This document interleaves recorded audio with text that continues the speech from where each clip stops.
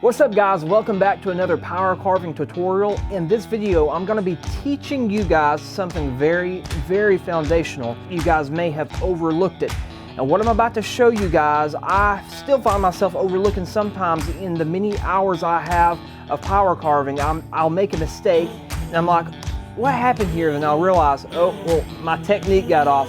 So guys, hang with me through this video. I'm going to be teaching you something very effective. So while we are power carving, we tend to have a lot of different thought processes going on. The different cuts we're going to make. How is this going to turn out? What angle do I need to put the burr at to do this? And we tend to forget the very foundational principles. So this is what this video is going to address: your foundational principles you tend to forget while you're power carving. You have two pivot points of your hand when you power carve. One is your pinky, one is your thumb.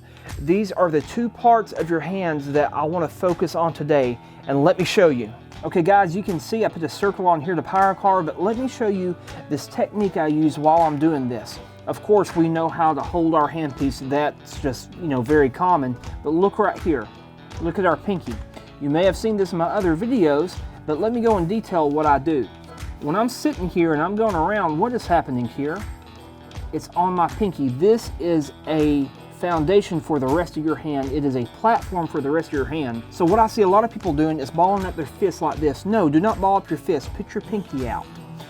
That will be a foundation, because when you ball up your fist, you're going like this, and you see how high that is up there? No, you need to be at the angle when you carve this.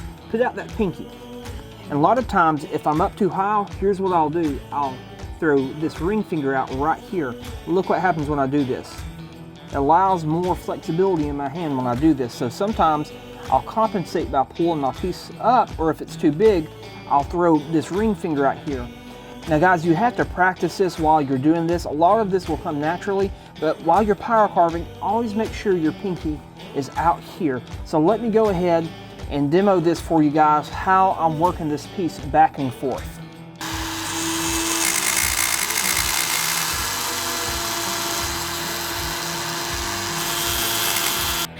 See my fingers?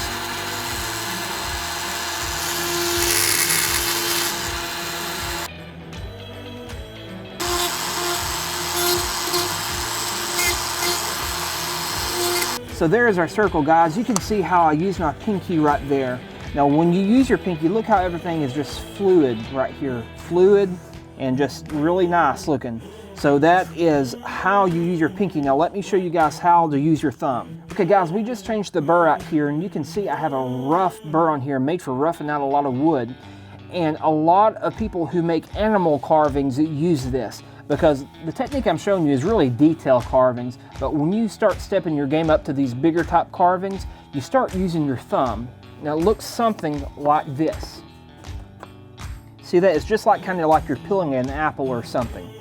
And when you start doing this, it can be a little nerve-wracking at first, because of course you don't want this piece to hit you. And I've actually had this hit my knuckle before, and it took off some meat. It's not fun, so be careful while you do this. But this technique right here, like I said, is used for a lot of people that carve animals and bigger projects. And I'm going to show you how to do this. You're going to take one part of your project, and you're going to grab your tool like this. See how I'm grabbing it there?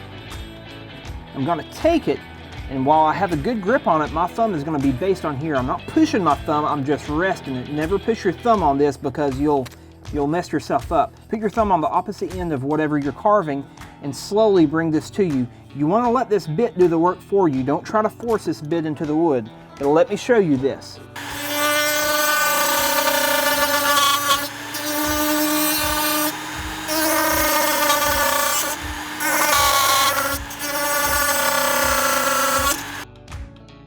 Okay, and here's the finished product, guys. You see that right there?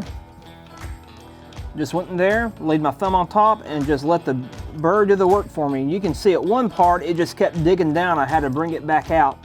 And if you were to try to do it like this, it would have been jumping around a lot on you guys. So projects like this, you have to play it by ear, but that is the thumb technique, where you pull it towards you. And this is mainly used for roughing out a lot of pieces of wood. And so what we covered today, guys, was a foundation for the pinky, used to have nice fluid motions while you're carving, and the thumb technique. thank you guys so much for watching. I really hope you learned something. And like I said, this is a simple, straightforward video, but these are the things we usually tend to forget about. So guys, I hope you have a great day. Be sure to subscribe. I have a ton more content coming out, and smash that like button if that's what you're into. I will see you guys on the next video.